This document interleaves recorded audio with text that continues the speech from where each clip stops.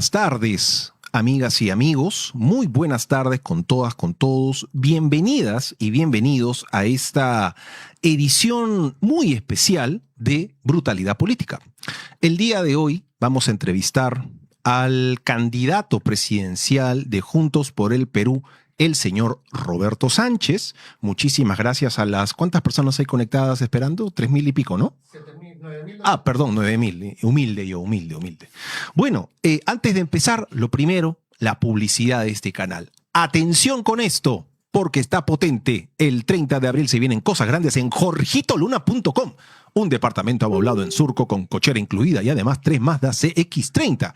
Y lo mejor es que puedes acceder participando con tu suscripción. Hacerlo es muy fácil. Ingresas a www.jorgitoluna.com, eliges uno de los 4 planes que van desde 8 soles mensuales y listo. Ingresa a www.jorgitoluna.com, revisa los planes disponibles y accede a beneficios mientras participas por estos premios increíbles. Muchísimas gracias y muchísimas gracias a Boticuy también. Bueno, amigas y amigos, lo esperado. El día de hoy estamos con el candidato presidencial, quien ha cumplido con su palabra y está aquí con nosotros. Eso es muy valioso. El señor Roberto Sánchez. Bienvenido, Roberto. Hola. Pero disculpe por tutearlo. No, señor bien. Sánchez. No, está bien, Roberto, Víctor. Más bien, gracias por la invitación. Sí. Se pudo dar ahora y un honor conocerte. Gracias. Y tranquilo y contento de estar acá. Mire, yo, bueno, lo más importante, ¿no? Le agradezco nuevamente por estar aquí. Muchas veces ha pasado, pues, que candidatos presidenciales se comprometen con nosotros. Usted sabe que este programa es pequeño, humilde, pero tiene todo un trabajo detrás, ¿no? Y básicamente la razón por la cual le extendimos la invitación es porque, a ver, ya es prácticamente un hecho. Esa es la primera pregunta que quisiera hacerle. Es prácticamente un hecho que usted ya pasó a una segunda vuelta. Yo sé que todavía hay unas actas, hay pendientes de contabilidad, qué sé yo, pero ya es prácticamente un hecho que usted ha pasado a una segunda vuelta con Keiko Fujimori. Y es más, te mandé una encuesta de Ipsos. Ha salido hace unos días ya una encuesta que lo coloca en una posición casi idéntica con Keiko Fujimori. Ambos tienen una intención, ahí está la imagen en pantalla, ambos tienen 38% de intención de voto en esta encuesta realizada por Ipsos, pero bueno, ahí está el no precisa, el 17 blanco y viciado. La primera pregunta que quisiera hacerle es, ¿usted cómo toma esta campaña que se ha dado en las últimas semanas por el supuesto fraude electoral, sobre todo liderado por Renovación Popular, y cómo toma también estos primeros resultados en las encuestas? Bueno, en realidad, ya desde antes se hablaba de fraude, irregularidades, que evidentemente han ocurrido, pero no en los estándares como para decir que se ha viciado todo el proceso electoral. ¿Usted descarta un fraude? Absolutamente. Descartado. Uh-huh. ¿No? Además, nosotros tenemos nuestros personeros, nuestras actas, validamos, sabemos cómo está, porque el tema que el sistema electoral también avance bien, uh-huh, tiene en la otra parte al administrado ciudadano, a los partidos, para la vigía. Entonces, cuando hay evidencias de irregularidades, nuestras actas dicen con claridad dónde están los votos, de dónde viene o no. uh-huh. En ese sentido, siempre hemos tenido esa tranquilidad. Además, que me parece muy importante la asistencia de los observadores internacionales. Uh-huh. Hemos tenido varias reuniones con la Unión Europea. Uh-huh. Como cualquier ciudadano solicita, pues, transparencia, objetividad en un proceso como tal.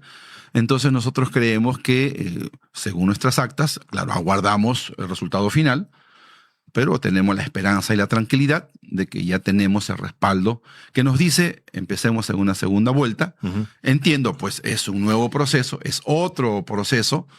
Hay nuevas situaciones que hay que evaluar también para ofrecerle un programa serio, sensato, que logre mayoría política y mayoría social para cambios de fondo uh-huh, que necesita el Perú.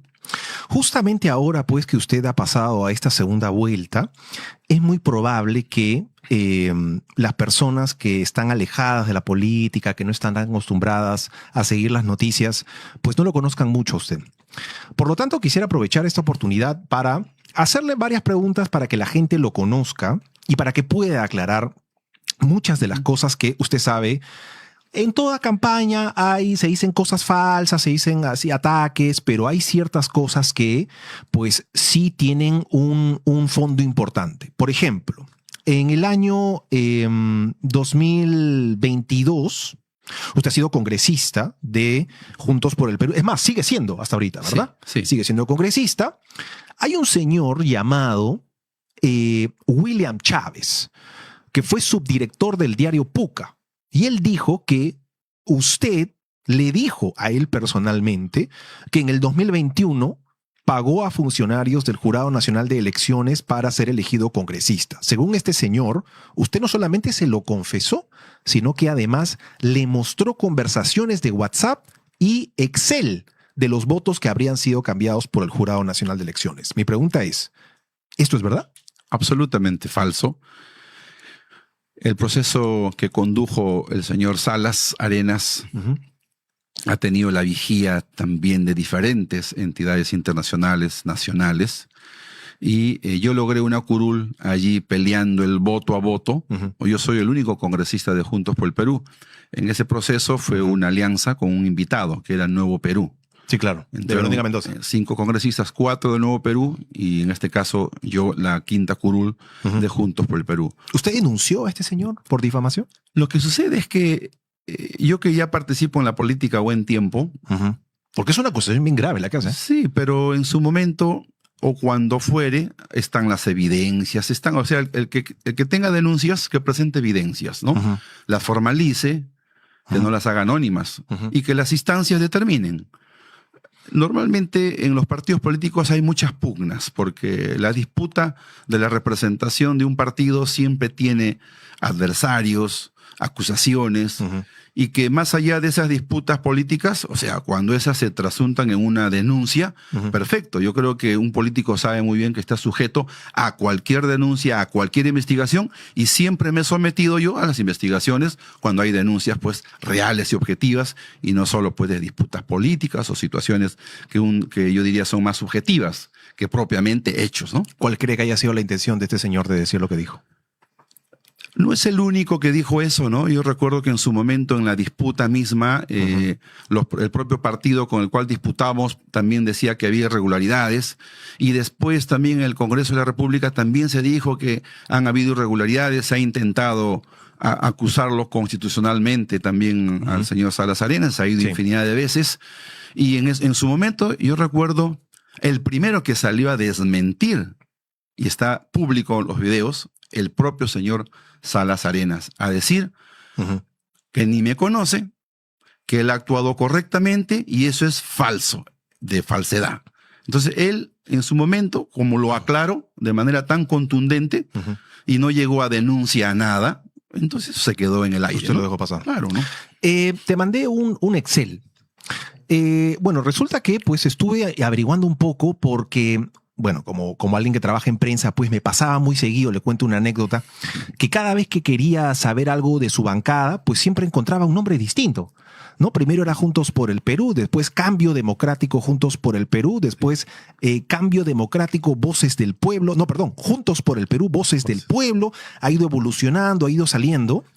Entonces dije, a ver, le voy a hacer un rastreo, ¿no? Cómo ha ido evolucionando la bancada, y encontré algo muy interesante que antes de comentárselo quería hacerle una pregunta. ¿Usted cree que existió, como parlamentario, usted cree que existió el fujicerronismo? Absolutamente.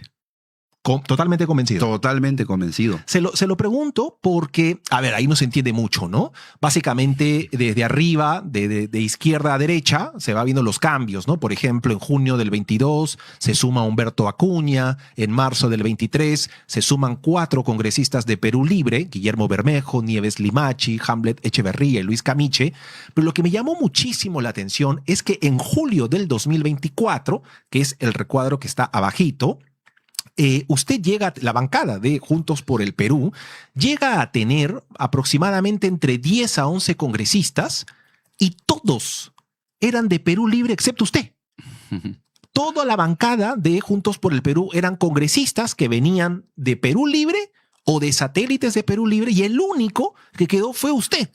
Mi pregunta es entonces, si usted consideraba pues que Perú Libre era tan cercano al fujimorismo, ¿por qué al final pues su bancada terminó conformada prácticamente por puro perulibrista?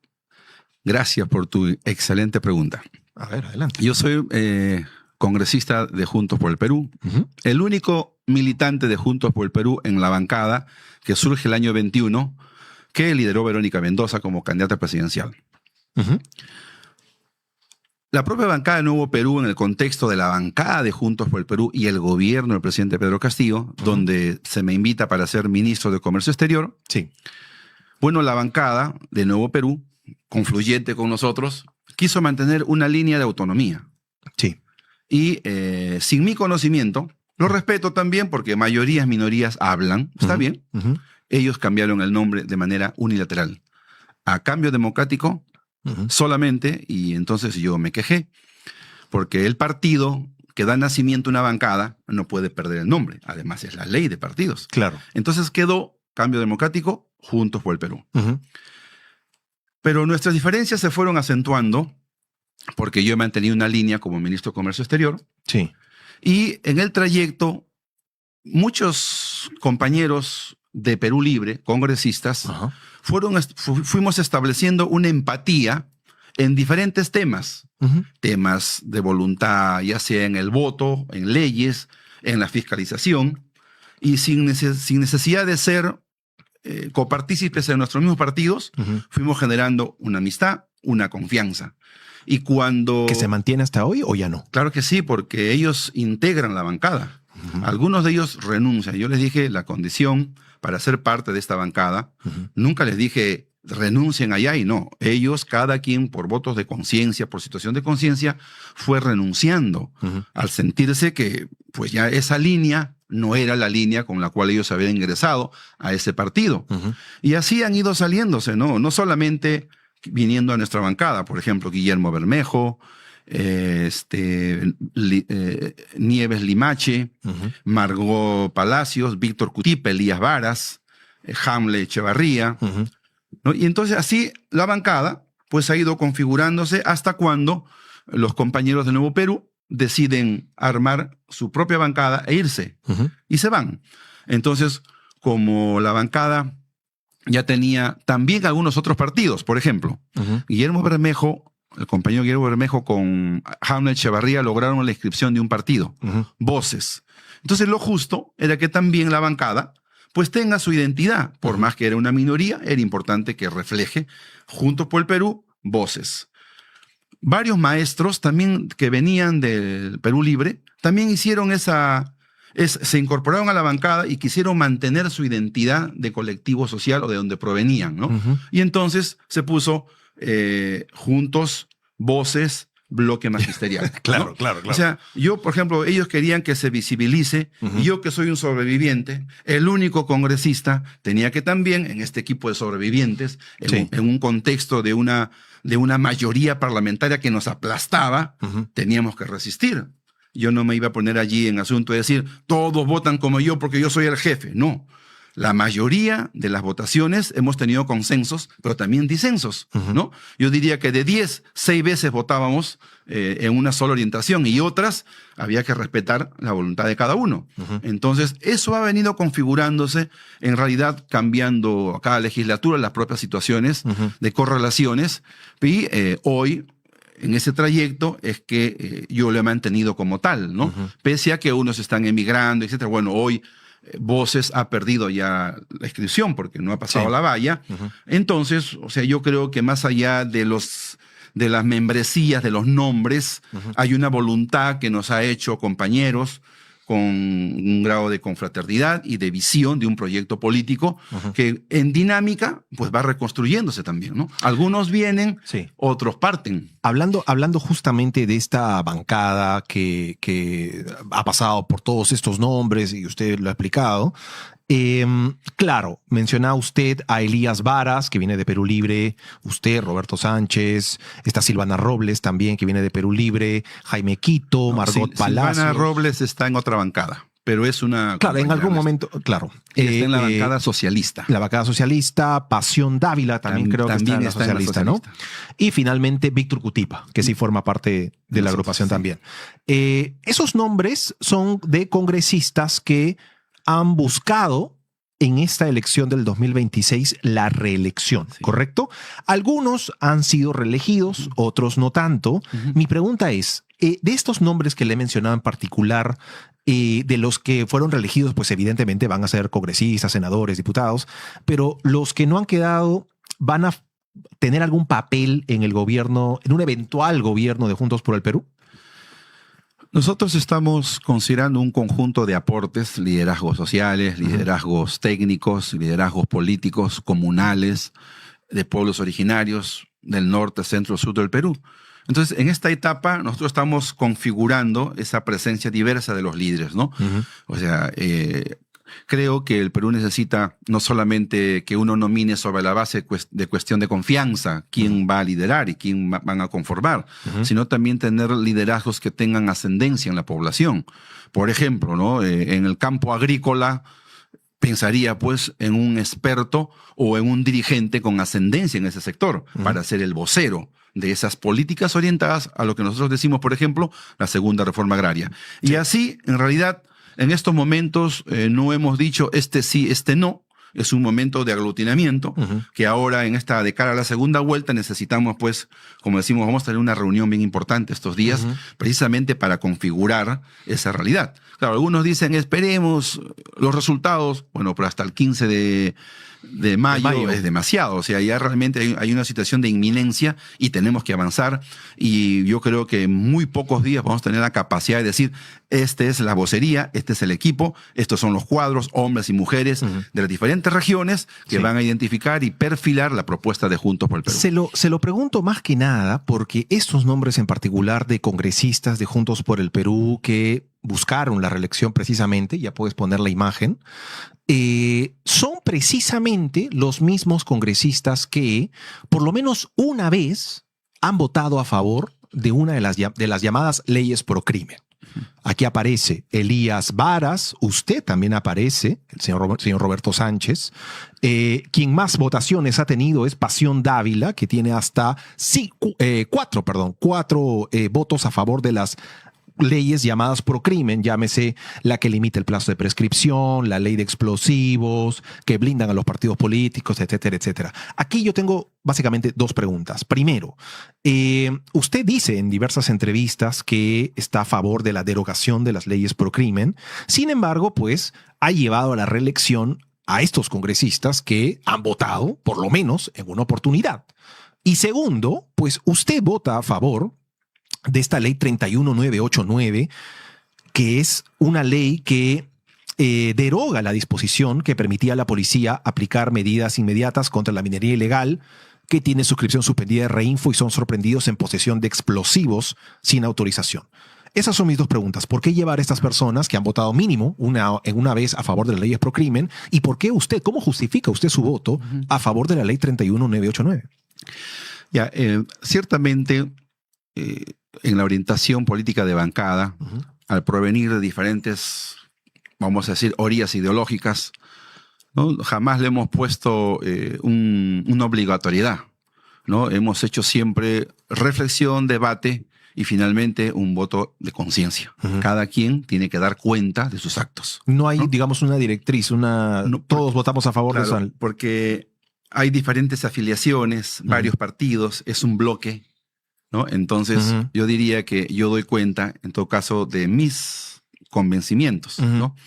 Evidentemente, nosotros como propuesta general estamos levantando y decimos claramente las derogatorias de las leyes pro crimen.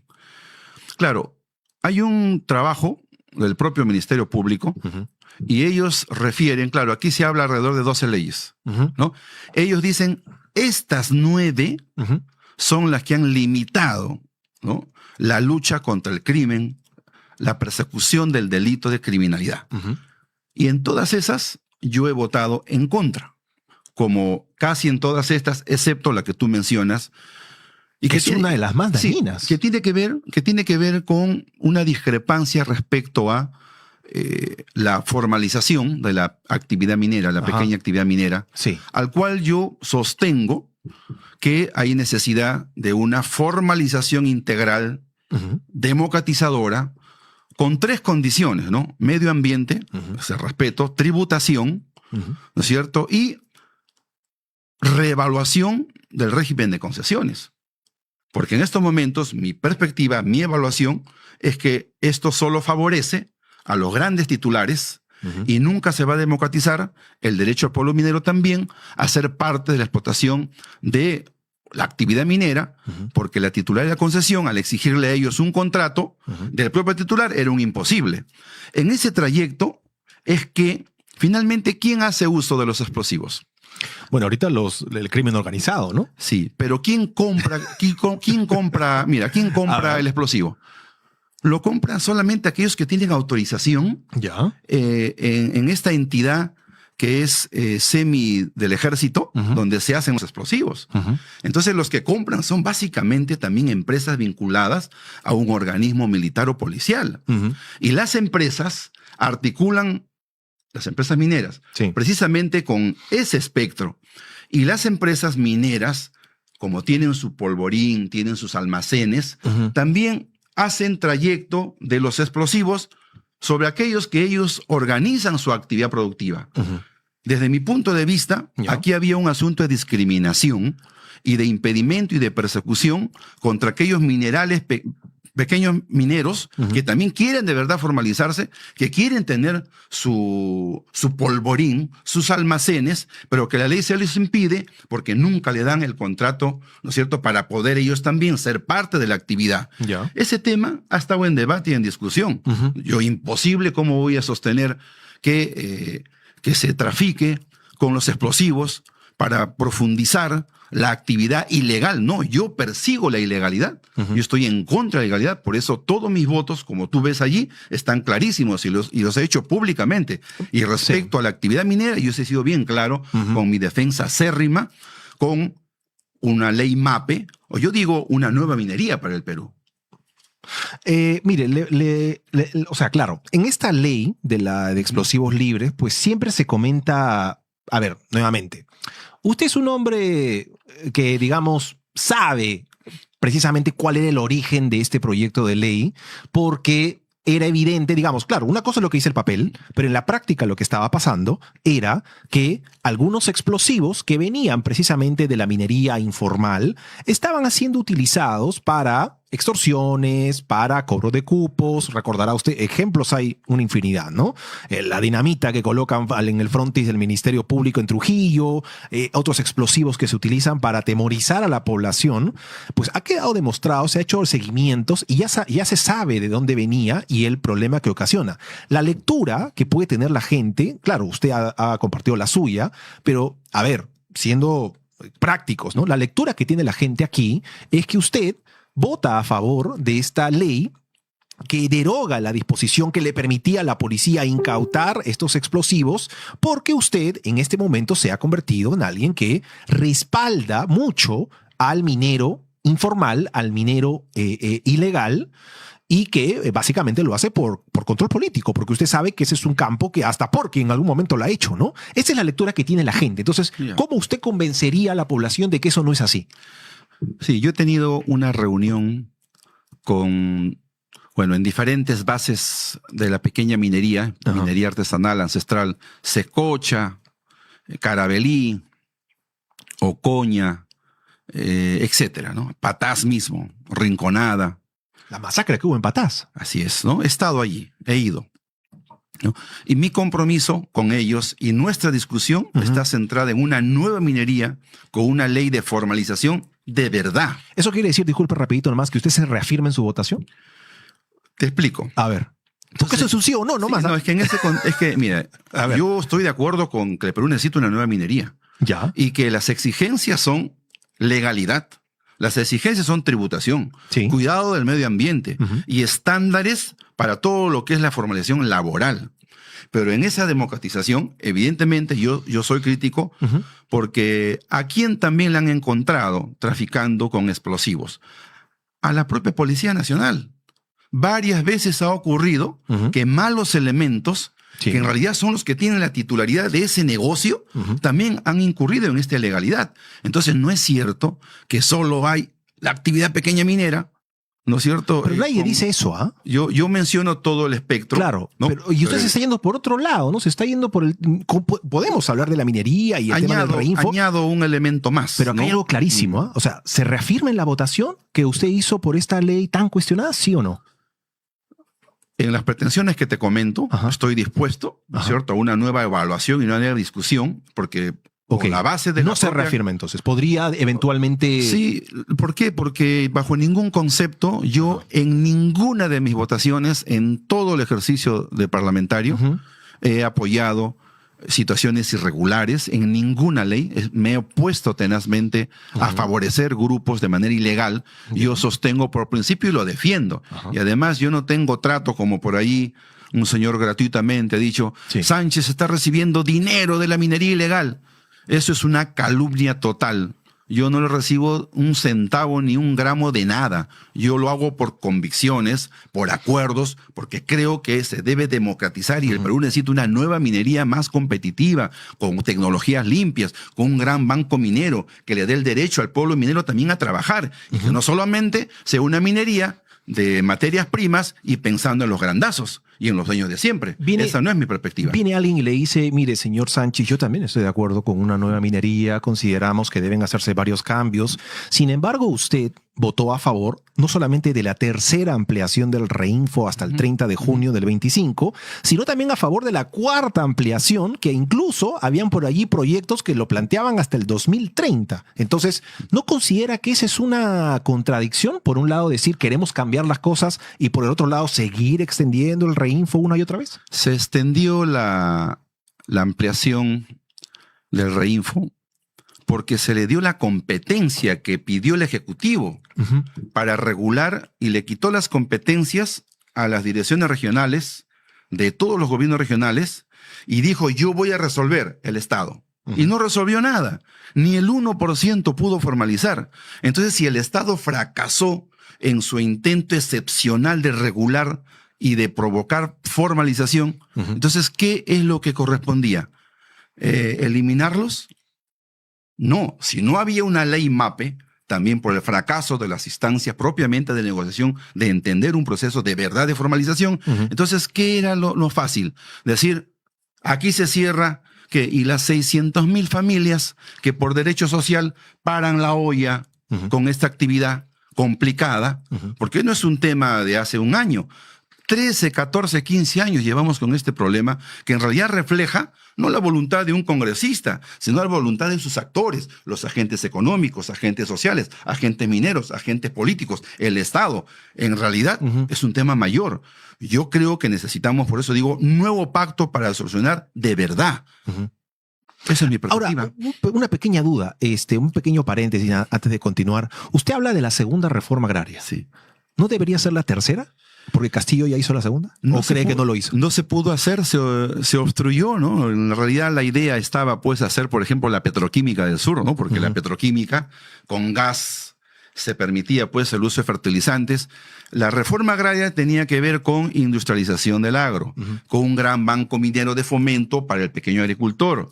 Trabajar no solamente los beneficios para la agroexportación, sino extender esos beneficios también al 1.200.000 de predios agrícolas de la pequeña agricultura familiar.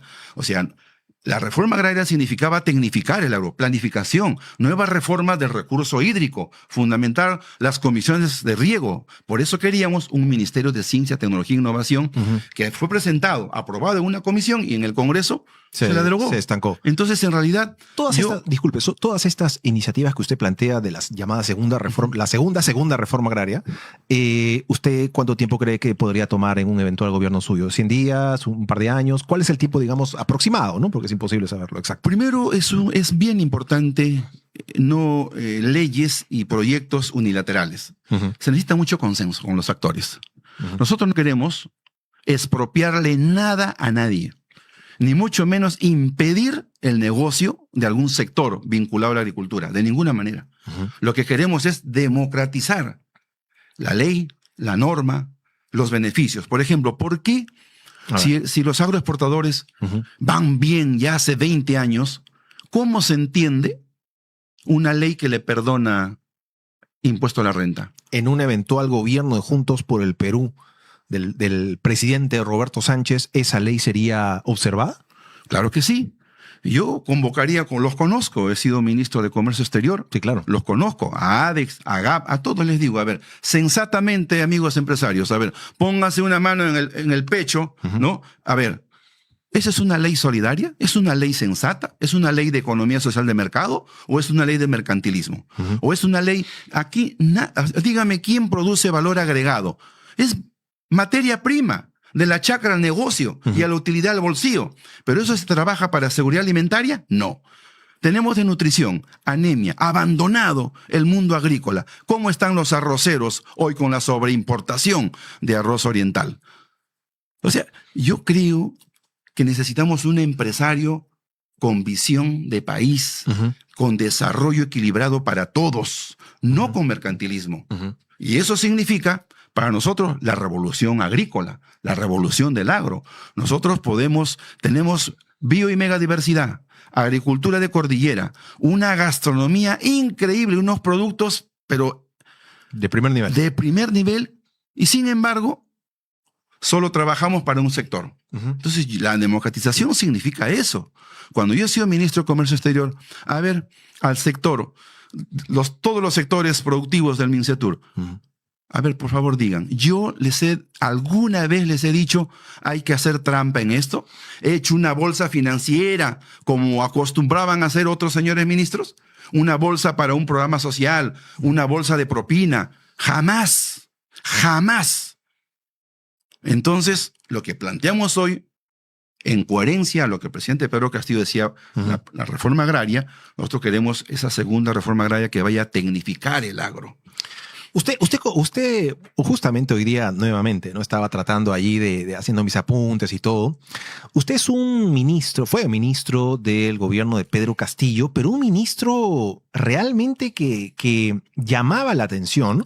Para empezar, usted fue el único ministro del gobierno de Castillo que estuvo desde el primer día de gobierno hasta el último. Usted sobrevivió a 5 gabinetes. Es algo impresionante, ¿no? Pasó por Bellido, pasó por Vázquez, Héctor Valera, Aníbal Torres y Betsy Chávez. Entonces, en un momento vamos a hablar de los cuestionamientos que también se le han hecho a su gestión como ministro, pero básicamente lo que a mí me llama la atención es que, a ver, usted dice, ¿no? La importancia de la minería, la importancia del diálogo con el sector agroexportador, la necesidad de conversar, tender puentes con las empresas, con los grupos económicos en el Perú. Sin embargo, hace unos días se ha viralizado mucho este video en el que usted dice, ¿no? Lo cito textualmente. Usted, señor Julio Velarde, no nos representa. Nosotros, en nuestro primer día de gobierno, lo vamos a echar porque es usted una vergüenza. Solamente ha trabajado para mantener contentos y felices a las empresas transnacionales. Mi pregunta es la siguiente. Claro, usted dice que la principal razón por la que considera que Velarde debe salir del cargo es porque él se ha enfocado en la macroeconomía y no en la microeconomía, pero esa es una de las principales funciones del BCR. Julio Velarde, en toda la gestión que ha tenido, digamos, ha sido uno de los pocos trabajadores públicos, uno de los pocos funcionarios de primer nivel que han logrado que el Perú se mantenga, a pesar de la crisis política, a pesar de la guerra, a pesar de todo, la moneda se mantenga estable y la gente, sea de Lima o sea de cualquier región, pues se asegure de que su dinero no pierda valor. Entonces, se sabe también, lo ha dicho públicamente el señor Julio Velarde, que ya no le falta mucho porque es un señor mayor, ¿no? Es un señor mayor, él ha dicho que tiene ahí sus pupilos, sus calichines, que eventualmente pues, podrían reemplazarlo.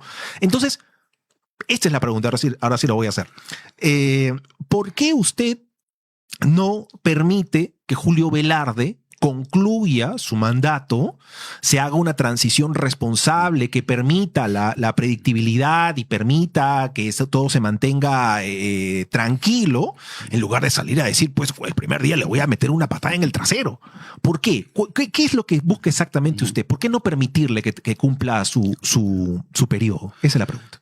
Han ocurrido una serie de hechos desde nuestra inicial alocución, ¿no? Y claro, nuestra crítica, vean ustedes todo lo que hemos sostenido, e incluso nuestro plan de gobierno. En el plan de gobierno no se menciona nada sobre el BCR, ¿eh? Mire, nosotros, Lo he revisado. con mayor razón entonces, ¿cuándo hemos dicho que vamos a cambiar nosotros la política de Estado de la autonomía del Banco Central de Reserva? Nunca. Pero salir a decir que le va a meter una patada en el trasero a Julio Velarde. Te voy a explicar por qué. Por eso no. Es que la crítica al individuo, al gestor, no es la crítica a la política de Estado. La política de Estado es más grande que el individuo. ¿Ya? O sea, ¿a qué se refiere? Eso es lo que quiero saber. No, es que la política de Estado significa esa política de trabajar por la estabilidad macroeconómica, ¿no es cierto? Significa la autonomía del Banco Central de Reserva, y eso jamás ha estado en cuestión. Lo que yo critico es justamente la labor, ¿no?, de Julio Velarde. Y lo he dicho, claramente. Primero, a ver, nuestros vecinos y sus BCRs, sus homólogos, del total de sus reservas internacionales, tienen en valor oro arriba del 30, 35, 40%. Solo el Perú, productor de oro, tiene el 5%. ¿Ya? Si nosotros hace 5 años, cuando el commodity oro estaba a la mitad de su precio, nosotros fácil hubiéramos tenido solamente con el 20% y no el 5% en oro, 20,000 millones de dólares más de reservas internacionales.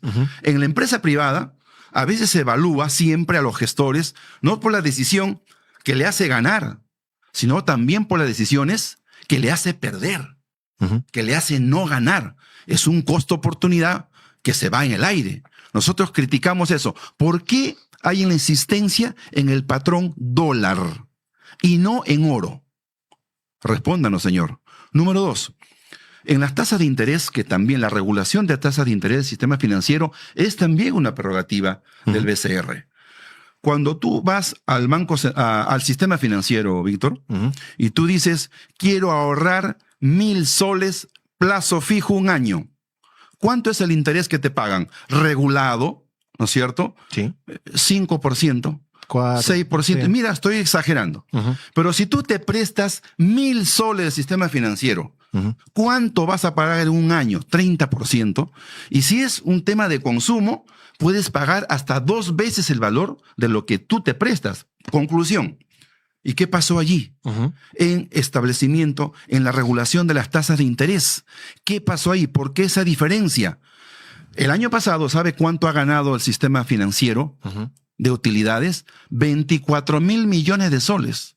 Una millonada. Precisamente porque estas reglas que el Banco Central de Reserva debiera regular, ¿qué ha ocasionado?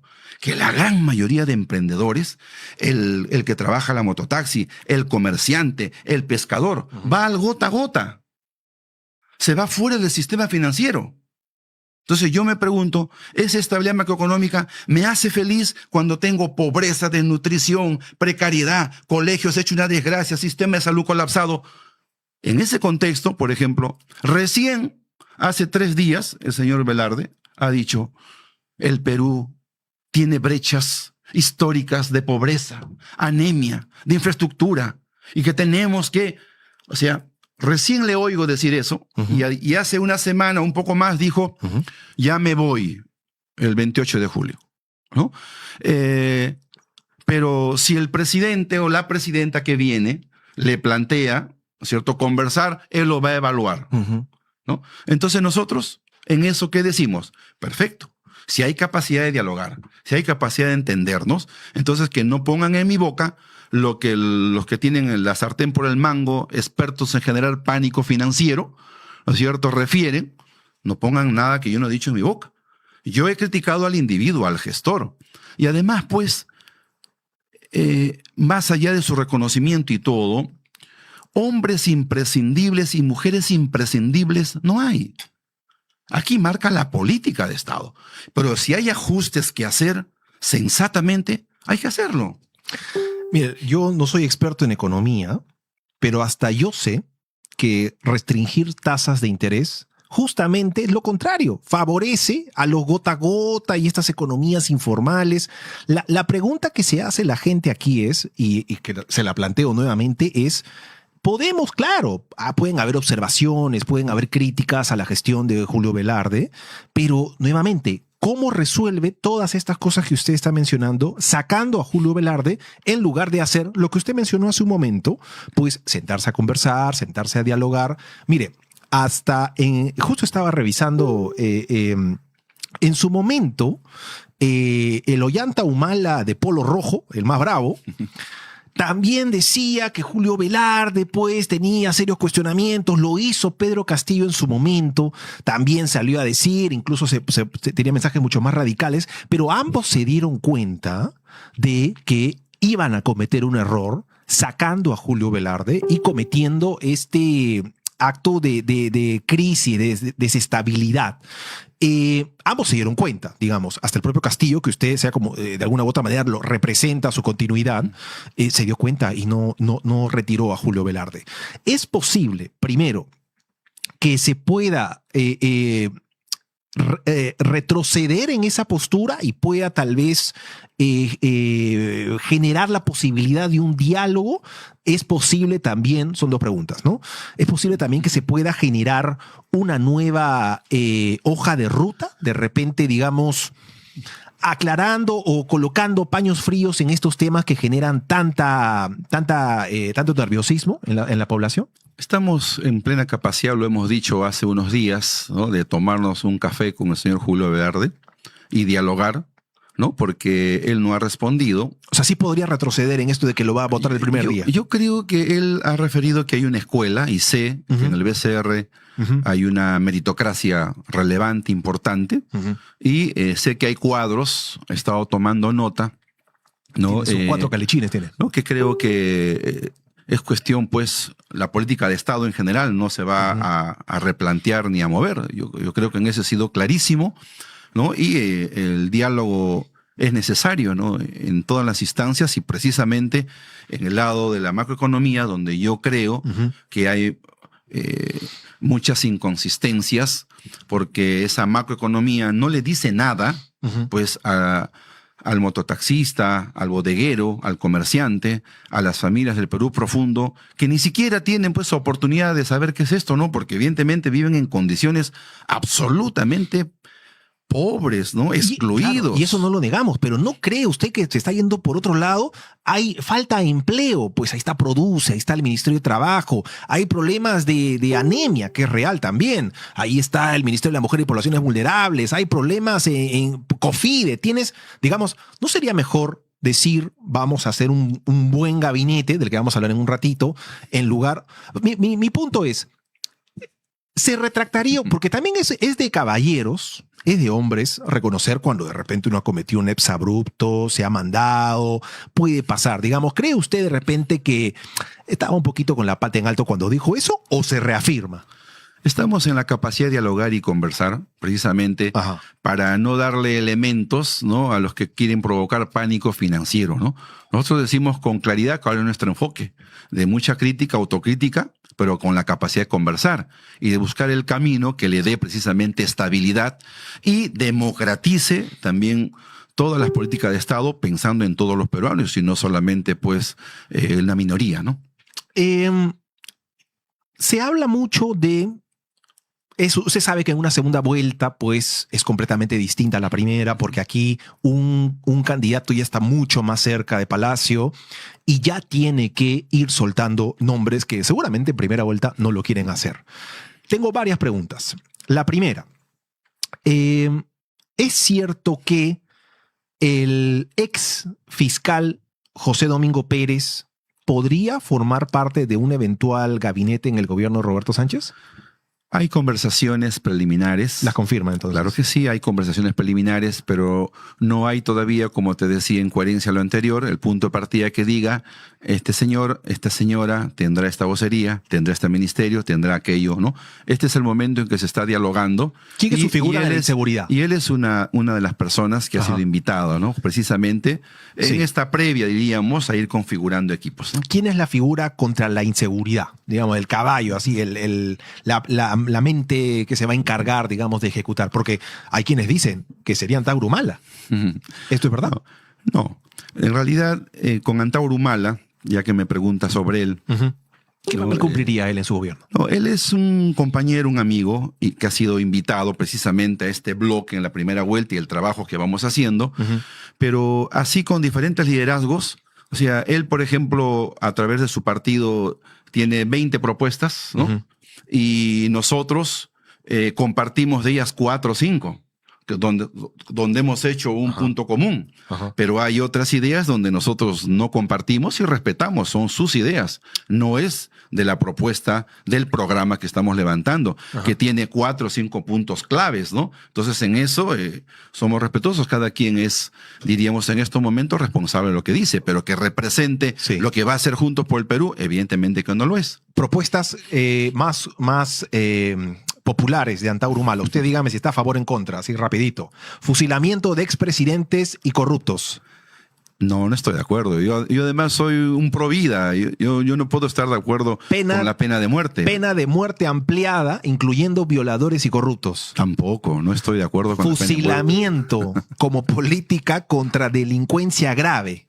Estoy de acuerdo con masificar las penas, como por ejemplo cadena perpetua, muerte civil, nunca más que un corrupto contrate con el Estado. Pero fusilamientos, pena de muerte, desde el momento en que nos sentamos hace 2, 3 años, hemos sido bien claros nosotros que eso no es nuestro enfoque. Expropiación de canales de televisión nacionales. Como te decía hace un momento. Porque yo estoy leyendo lo que él impulsa. Pero es su programa, pues no es el de Juntos por el Perú. Y porque nosotros por eso, esta es la oportunidad para que usted diga si está de acuerdo. Nosotros, como política en general, no estamos de acuerdo. Nosotros no vamos a expropiar en coherencia al gobierno del presidente Pedro Castillo ni un sueño, ni una voluntad, ni una pesadilla, ni mucho menos pues la propiedad, ¿no? Campos para refugiados venezolanos. Imposible. Nosotros somos más bien amigos de América Latina. ¿Cómo podemos hacer que querramos, por ejemplo, intensificar la lucha contra la criminalidad nacional e internacional? Es la misma. O sea, no por el hecho de ser internacional significa pues que va a haber una mano dura allí. En realidad, el criminal, si es internacional y está en el Perú, debe ser expulsado inmediatamente. Pero eso no es por la bandera, es por el delito. Entonces ahí lo decimos nosotros con claridad en nuestra propuesta. Rechazo a cualquier política de reconocimiento de derechos para la comunidad LGTB. Yo soy un hombre que todas mis votaciones están públicas allí. Yo soy cero discriminación por ningún tipo de razón, ni sexual, ni orientación sexual, ni mucho menos económica, ni porque el voto sea rural en la vida, pues también voy a decir discriminen, ¿no? Y finalmente, una que considero que es muy popular. El indulto a Pedro Castillo en caso de condena por rebelión. ¿Usted lo va a indultar a Pedro Castillo? Absolutamente. Estoy totalmente de acuerdo. Es una parte de lo que los pueblos donde hemos caminado, donde hemos recorrido una ruta castillista, es precisamente la reparación número 1 al lado de la justicia para las víctimas y asesinados del sur. Y no soy el único candidato que lo ha dicho. También lo han dicho otros candidatos. ¿No es cierto? Entonces, en ese sentido, hay una colectividad que ya trasciende un tema solo de justicia, sino de reparación y de ética con la libertad del presidente Castillo. Antes de hablar justamente de Castillo, que también es un tema muy interesante, solamente quiero entender algo. Entonces, por un lado, se sale el señor Antauro Humala en diversas entrevistas, básicamente como un vocero de Juntos por el Perú, y ya sentenciando algunas de las cosas que se harían en un gobierno de Juntos por el Perú. Pero ahora usted me dice pues que es un amigo, alguien ahí que se juntan para comerse un chaufa, qué sé yo. O sea, ¿qué papel va a ocupar el señor Antauro Humala? O, en todo caso, rechace que va a ocupar un papel. Por ejemplo, hace unos días han sacado una interpelación directa a él y le dicen, usted apoya el pensamiento de los senderistas. ¿No? Sí. Y entonces yo digo, ¿cuándo ha dicho eso Antauro? Entonces he hecho mi investigación y ubiqué que el año 22, cuando él salía de la cárcel, habló una implicancia de esa naturaleza ahí vinculado a Sendero, 1. Sí. Y después han dicho, no, va a fundar una iglesia tahuantinsuyoana y va a cerrar la iglesia católica, la iglesia cristiana evangélica. Y he buscado cuándo ha dicho eso. Y también lo ha dicho el año 22. Entonces, ahorita yo te quiero decir, hay una voluntad en levantar esas expresiones como si fuera el gran cuco, lo peor que va a pasar. Míreme, yo no comparto ninguna de esas ideas, porque en primer lugar yo soy cristiano católico toda mi vida. ¿no? Yo soy pro vida, defiendo los derechos humanos como condiciones existenciales principistas, así como la libertad de expresión, con todos sus errores. Entonces, si Antauro tiene esas ideas, lo hemos dicho, lo hemos conversado, respeto sus ideas, pero no los compartimos. Y el programa de Juntos por el Perú no tiene ninguna de esas características. No es el programa de Juntos por el Perú. Pero sus declaraciones no son de ayer, antier, son de hace tiempo, que la están levantando hoy para decir, ese es Juntos por el Perú, ese es el amigo de Roberto Sánchez. Y yo creo pues que hay una exageración, ¿no? Antauro Humala tiene el reconocimiento nuestro, ha pagado 18, 19, 20 años de cárcel por rebelión, ¿no es cierto? Y él mismo, como peruano, que ya pagó su deuda a la justicia, ¿tiene o no tiene el derecho de reivindicarse, de hacer política? Sí, es su responsabilidad. Nosotros no vetamos, nosotros creemos que las ideas se discuten con ideas y más bien, a ver, si hay ideas pues exageradas, no maximalistas, ya me imagino cómo sería sentado discutiendo a Rafael López Aliaga con Antauro Humala. Sería un debate pues, Pero tienen muchas cosas en común ellos, ¿ah? Que se sienten a debatir y que tengamos la capacidad de escuchar ideas con ideas y no pues decir ahorita crimen, el demonio, lo peor. Basta. La democracia significa también tolerancia de ideas con un mínimo de no agredirse. Hacia ese camino es lo que yo le planteo hoy al Perú. Es justamente eso, señor Roberto Sánchez, lo que nuevamente, ¿no? Yo sé que el papel de la prensa es cuestionar, es un poco poner en la mesa los temas que realmente le preocupan a la gente, y ese es uno de ellos.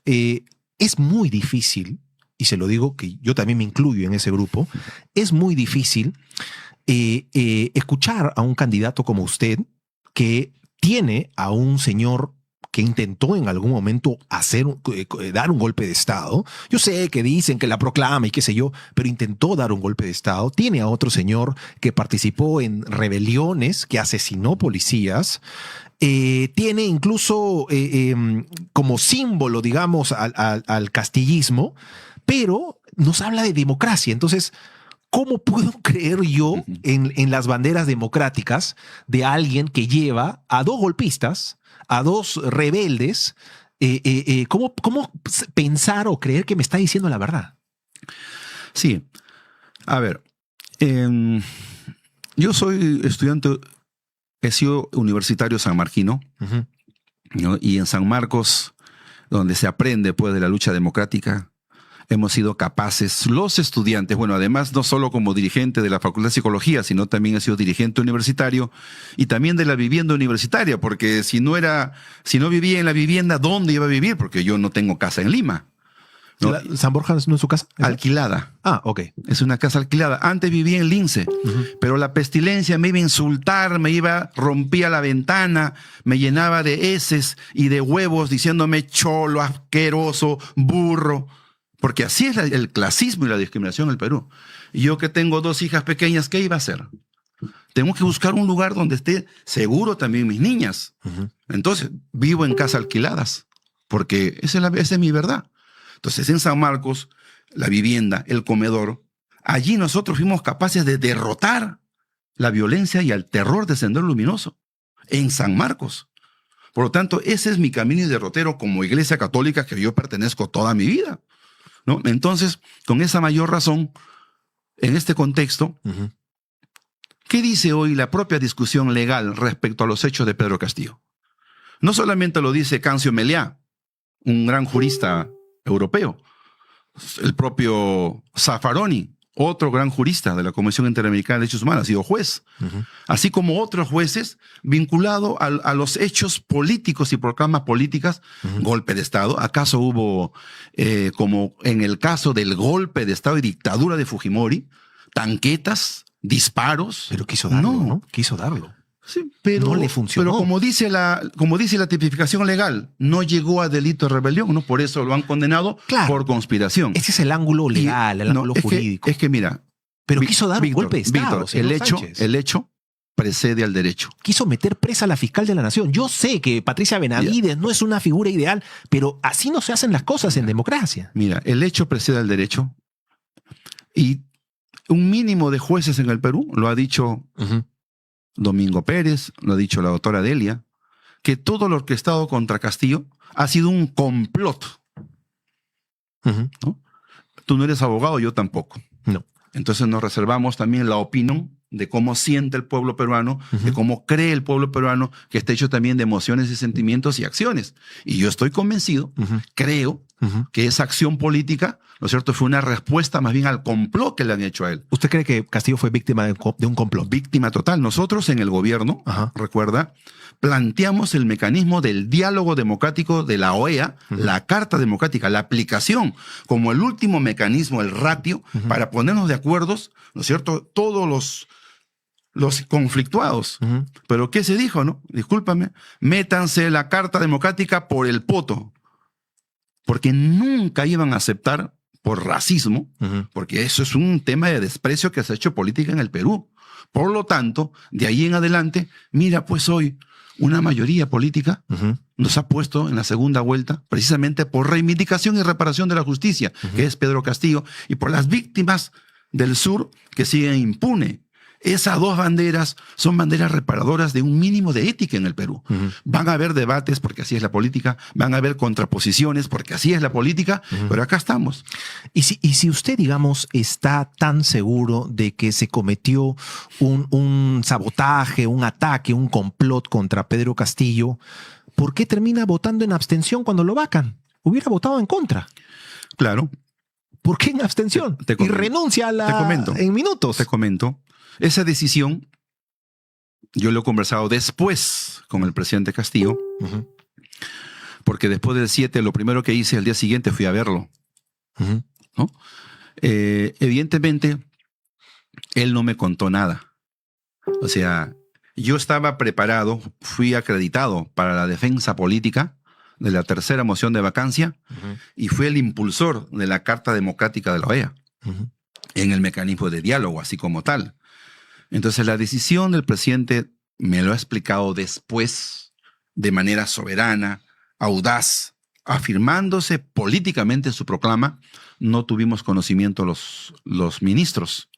Por lo tanto, en ese momento ni siquiera pudimos entrar a la sala donde se dio, ¿no es cierto?, la proclama, ¿no? No tuvimos conocimiento. En ese momento, ¿qué iba a hacer? Si yo no sabía qué estaba pasando, lo vi por televisión como todos.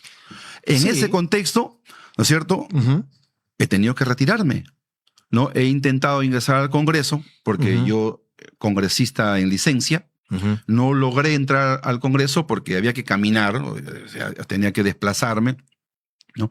Y llegado el momento, no pude participar tampoco del debate, pero el voto que vaca, cuando es acusación constitucional y cuando es vacancia, no es como una ley. Aquí vaca el voto verde. El voto verde dice vacado y no se llegó a los votos necesarios. En ese contexto de yo no saber qué estaba pasando, yo voté en abstención, que no es votar en verde, que forma parte con los rojos y los amarillos precisamente de los votos en contra de la vacancia. Pero tampoco votó en contra. Y eso es, digamos... Pero, a ver, nuevamente, usted, más que nadie, creo yo, sabe aquí la importancia del símbolo. Que usted haya votado nulo, haya votado en abstención, pues también es un poco soltarle la mano, ¿no? Porque hubo quienes se quedaron con Castillo hasta el final, Sí. Que se fueron. Ahí está Aníbal Torres acompañándolo hasta el final, los dos detenidos, se comieron el problema hasta el final y usted no lo hizo. Mira, yo lo he conversado eso con el presidente y el presidente se pronuncia públicamente y refiere lo siguiente, ¿no? ¿Cuándo más o menos? ¿No? Bueno, se ha pronunciado hasta 3 veces en el mismo sentido, ¿no? Están ahí sus tweets y sus pronunciamientos, ¿no? ¿No? Y él refiere, ¿no?, que la lealtad que él ve en mí, después del 7 de diciembre, conversado, hablado, es una lealtad y una que va más allá de la política. Es una lealtad de fraternidad que hemos establecido, por las cuales él me nomina como candidato presidencial y le damos forma política. Cuando yo hice una alianza con él como partido, hay un acta, Víctor, yo no iba a ser candidato. Por eso yo voy de diputado. Iba a ser él. Claro, no. Él no podía, ¿no? ¿Quién iba a ser? O sea, se iba a buscar entre la militancia de 60.000 que tenemos afiliados, Sí. a quienes iban a ser esos 3 compañeros Ujú. que van a ser los representantes de la plancha. Y en el documento firmado no soy yo. Ujú. Después de 8 meses, el presidente, las comisiones políticas, etcétera, deciden y el presidente nomina a la compañera Brígida Curo de la Federación Departamental de Campesinas Puno. Quien hoy va en su lista también, ¿no? Claro, Va en la plancha. es la 3, ¿no? Sí. La vice, 2, Sí. perdón. Ujú. Y la abogada chumbivilcana, Ujú. Analí Márquez. Y allí, 3 días antes, Ujú. el presidente me dice, recién 3 días antes que yo lo anuncie, compañero, hermano, mire todo lo que hemos caminado. A, B, C, D, F, G. Sí, presidente. Quiero que me representes. Toma mi sombrero. Sí, como el casco de Capitán Toma mi- América. Toma mi radio. Ya. ¿No? ¿Y usted acepta o lo piensa? Y le digo, presidente, deme aunque sea un día, porque no le he dicho nada a mi esposa, a mi mamá, a mi familia. Ujú. Si hemos dicho que yo no voy a ser candidato. Y por eso ya los papeles y todo estaba yo como diputado 1 de Lima. Ujú. Y por eso en esta campaña no he hecho nada de candidato a diputado por Lima, Ujú. porque he conducido la campaña presidencial. ¿No? Muchos se han enterado recién que usted está... Sí, porque en la no, Senado. no he hecho ni una sola actividad que Sánchez diputado número 1. Yo soy diputado congresista por Lima, Ujú. ¿no? Sí. Pero esta vez me dediqué a la ruta castillista como tenía que ser, en coherencia al objetivo tal hablado con él. Ujú. Entonces, yo digo, ¿no? Recapitulo. A ver. Sí, se pudo haber tenido un voto de rojo como otros compañeros, sí. ¿Se arrepiente? Mira, voté a favor de su vacancia, No. tampoco. ¿Pero se arrepiente? Yo creo que, ¿Cambiaría ese voto? mira, si yo hubiera sabido lo que iba a hacer nuestro presidente, Lo hubiera hecho distinto. estuviera sentado con él y hubiéramos discutido los procedimientos. Pero yo no me enteré. Ni siquiera pude entrar a la sala, porque a mí Ujú. me someten a investigación 2 años, impedimento de salida 2 años, Sí. ¿no? Secreto de comunicaciones, videos, pruebas, todo. Y solamente para que el juez supremo y la Corte Suprema al final diga, ni antes, ni durante, ni después hay ninguna acción que diga que yo tenía conocimiento, que participé, que levanté una mano o tiré una puerta, nada. Entonces, yo a lo que voy es a la acción propiamente que pasó. Evidentemente, sí, pues yo no tuve conocimiento, ¿no? Claro, hipotéticamente, de serlo así y todo, evidentemente votaría en contra, ¿no? Sí, sí lo cambiaría. Yo le he hablado con él, ¿no?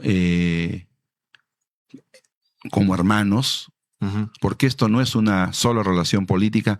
El presidente me dijo, Roberto, al día 2, 7, 8, mi familia. Digo, presidente, ¿y su familia? Orden de detención de su esposa. ¿Usted gestionaría el regreso de su familia también? El presidente me encargó gestionar el asilo político para su esposa y para sus hijos. Ujú. Y yo me hice cargo de eso. Te lo cuento recién. Ujú. ¿No? ¿Cuántos días antes? Ocurrió, no, después. Ah, después. Porque yo voy a visitarlo. Ujú. ¿No? Lo primero que quería decir, presidente, ¿qué pasó? O sea, no entiendo, ¿qué pasó? ¿No? Y ya me comenta sobre sus hijos, su esposa, y gestiono, ¿no? Y de allí en adelante lo he visto hasta cuando la Corte Suprema, a mí, el Poder Judicial, me prohibió verlo. Ujú. Prohibido verlo, usted no se comunica de aquí a 2 años. Hasta cuando me archivan. Y el Consejo de los Abogados, usted no vaya para nada. Fui de inmediato. Y no fui para ser candidato. Y 3 días antes del un martes que él lo anuncia en el juicio oral, Ujú. fue una sorpresa, ¿no? Claro, pero ¿Usted estaba de acuerdo? claro, después de un día, le dije, dame un día, Ajá. ¿no es cierto? Coordiné, le decía a mi esposa, le decía a mi mamá, No, mi mamá que tiene sus 85 años, pero hijo, tú me has dicho que no vas a hacer, están tranquilos todos porque yo no voy a hacer y no, nadie se quiere meter en esto. Yo dije, bueno, este es el momento de asumir. Si el presidente me da esa confianza, yo le agradecí la confianza al día siguiente que fui a verlo y establecimos desde ahí este trabajo que ha sido 24/7 en la ruta castillista sin nada. Ustedes van a ver, alguien que me diga dónde han visto un letrero grande de esos que cuestan creo 5,000, 6,000 soles. Nada. ¿Dónde han visto polos que hemos hecho nosotros? Nada. Pura pobreza. Hemos caminado como descosidos día, tarde y noche, durmiendo en camionetas, en pueblos. Es algo para no creer lo que ha pasado, porque nuestro pueblo está muy herido con lo que ha pasado en el Perú. Muy herido. Y no es un tema de ideologismo, porque yo no soy comunista. Yo soy formado en teología y liberación. Yo soy humanista. Pertenezco al movimiento popular, a las izquierdas, sí, pero ese es mi horizonte. Y hoy, con mayor razón, creo que el Perú necesita una refundación. Hay mucha riqueza en el 1% del país. Yo me he sorprendido. El 82% de nuestros votos son D y E. O sea, los más pobres del Perú. Es un mensaje claro, ¿no? 89 provincias, las más pobres, por debajo de la media de desarrollo humano, han respaldado esta voz. ¿Sabes a qué me evoca a mí? Yo también vengo de abajo. Mi mamá tiene transición, solo transición. Mi papá quinto de primaria. Peluquero, el peluquero de la provincia. Mi papá es de ascendencia purimeña, Sánchez, San Antonio, Grau. Mi mamá ayacuchana, Palomino. Yo soy Sánchez Palomino. Yo he visto en la chacra, porque he vivido en Huando, ¿no? En Palpa, en Caqui, en la chacra, trabajando con mis tíos, yendo a cosechar la naranja, la mandarina, porque ya Huando, pues de las naranjas, Huando, ¿no? Por eso yo ahí he jugado infantiles, calichines, cadetes, reserva de la Unión Guaral, toda mi vida. Pero, ¿a qué voy? He ilustrado zapatos de los 6 años hasta los 13. Porque he aprendido como mi mamá, que lavaba ropa en una casa, cocinaba en otra casa. Un esfuerzo. Venimos de abajo. Entonces, hoy que nos reencontramos con este pueblo sufriente, excluido, marginalizado, es un inmenso desafío. Justamente por lo que usted dice, que este es un inmenso desafío, la responsabilidad que usted carga en este momento ya, siendo candidato en una segunda vuelta que va a competir con el Fuerza Popular. Uno de los temas también, ya para ir terminando, uno de los temas también que preocupa a la gente, y también me incluyo en ese grupo, es que, a ver, en algún momento sale el señor Yehude Simón a decir que usted se portó muy mal con él, que fue muy ingrato, que aprovechó un momento en particular para quedarse con ese partido político llamado Juntos por el Perú. Sale la gente castillista, que si bien es cierto, hay buena parte con usted, también hay algunos que lo cuestionan por haberle soltado lo que ellos interpretan como haberle soltado la mano a el señor Castillo en los últimos momentos. Cuando usted es denunciado constitucionalmente en el Congreso, se evaluó la posibilidad de suspenderlo, pero fueron votos de Fuerza Popular los que impidieron que usted sea suspendido y usted continúa siendo congresista, algo que no pasó con Betsy Chávez, que ella sí terminó siendo suspendida y luego pues ya sabemos que hoy está en la Embajada de México.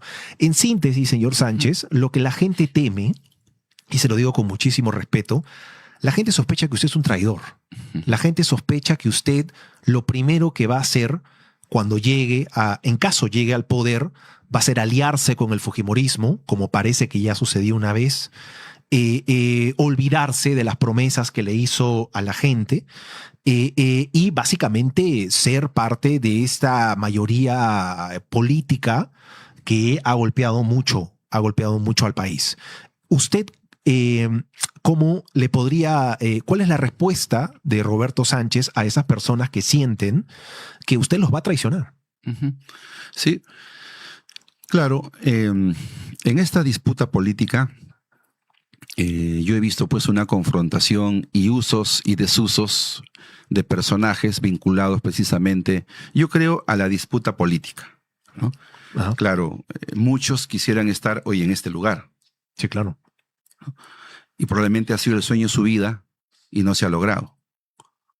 Nosotros, por el santo pueblo, estamos aquí con este inmenso desafío y una inmensa responsabilidad.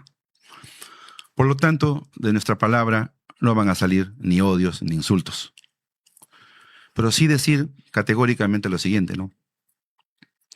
El señor Jude Simon ha dicho hace poco, cuando le han preguntado sobre este punto, hace unos días, ¿no? Ujú. Que él no habla más de Roberto Sánchez por respeto democrático al pueblo que hoy nos está respaldando. Yo voy a decir lo siguiente sobre eso. Y habrá ocasión para esos aclares, porque la base fundadora del Partido Humanista es la base de Lambayeque. Y todos los líderes de la base de Lambayeque hoy conducen este partido. A Yehude Simón nadie lo echó del partido. Él renunció, se fue. Cuando llega el momento crítico de que el señor Barata diga que está involucrado en recepción de dinero por el proyecto Olmos, que él verá cómo aclara, en ese contexto de prisión, ¿qué tenía que hacer el partido? Continuar. Y el partido, yo no soy dueño del partido, hay 60,000 afiliados. Porque el partido es una disputa y es una herramienta precisamente de la lucha por el poder. Y si esas disputas están allí, no vengamos pues con adjetivos que solo revelan desprecio, odio, discriminación. Y son la lucha de nuestros sueños, a eso nos sometemos. El pueblo dirá, respeto a las opiniones. Y en segunda instancia, el presidente Castillo ha dicho, se ha reído conmigo. Ahora, los que complotaron contra mí me quieren dar lecciones de mis decisiones, de a quién le doy o no la confianza y la lealtad. Entonces, es que la disputa política también ha hecho eso. Vamos a golpear por acá, golpear por allá, para ver cómo desinflamos esta presencia. Ujú. Lucha política, finalmente. A los que piensan de esa manera, y evidentemente hay mucha gente que no me conoce. En la primera vuelta creo nos reíamos porque evidentemente yo no he hecho campaña presidencial. Creo que el 60 o el 70% no me conocía en la primera vuelta y ahora sigue habiendo un 30% que no sabe quién es Roberto Sánchez. Ujú. Porque precisamente yo no he estado en ese perfilamiento. Ujú. Yo lo digo con categoría. O sea, hace la campaña de 3 meses, hace 6 meses, 8 meses estaba en otras cosas. Sin embargo, mira la contundencia precisamente y la inmensa responsabilidad. Nosotros, Ayacuchupán, Tacani, Palomino, Huamanguino, sé de dónde vengo, hermanos. Yo sé de dónde vengo. Sé de dónde está mi pueblo. Y sé cuál es la mirada de reivindicación de nuestros pueblos quechuas, aymaras, amazónicos. Sigan insultándome, me dicen de todo. No van a minar mi temple, porque yo sé muy bien lo correcto, lo honesto en el ejercicio público. Acúseme de lo que sea, investígueme con el debido proceso. Déjeme que me defienda, ¿no? Más de eso no va a haber. Como decimos, en la cancha nos veremos. Vamos a debatir ahí. Yo llevo 35, 40 años en esto, ¿no? Porque es mi vida. Te cuento, yo he ingresado a un seminario, porque yo en realidad quería ser cura, Ujú. ¿no? Pero allí en el seminario, cuando desde los Calichiris jugando en Unión Guaral, el día que me toca debutar, decido irme a un seminario para ser sacerdote. Después de infantiles, calichines, juveniles, cadetes, reserva de la Unión Guaral, con Pedro Ruiz, Cabeza de León, Alejandro Luces, yo teniendo 15 años. Y me vine aquí a Barrios Altos y allí maduré y comprendí que lo mío era la comunidad, era lo social. Y me he dedicado de manera implacable a lo social en todo el Perú. Hasta hace 11 años, 12 años, Ujú. de viejo me he casado recién, pues. Tengo una niña de 3 años y una niña de 9. Ujú. A los 44 dije, hay que dar ese salto, ¿no? Todo no puede ser ¿Y usted cuántos años tiene, disculpe? 57 años. 57. ¿No? Y Entonces hoy me toca esta responsabilidad. Y pues sigamos debatiendo. Critiquen todo lo que quieran, pero no me esperen en la puerta de mi casa y me insulten delante de mis niñas. Respeten. Cuando entre a un restaurante como ayer, no me insulten. O esperen que se vayan mis niñas y después dígame lo que quiera. Yo no me voy a molestar. Pero si usted solo me insulta, perfecto, está bien. Pero no delante de mis niñas. Es como ocurre todos los días aquí en Lima. Basta de eso. Les perdono, porque el Perú tiene esas enfermedades que hay que derrotar. Yo no soy fujimorista. Nunca lo he sido. He luchado contra el fujimorismo que hoy gobierna la justicia, la economía, el Estado. Gobierno parlamentario que no nos representa. Lo digo con claridad.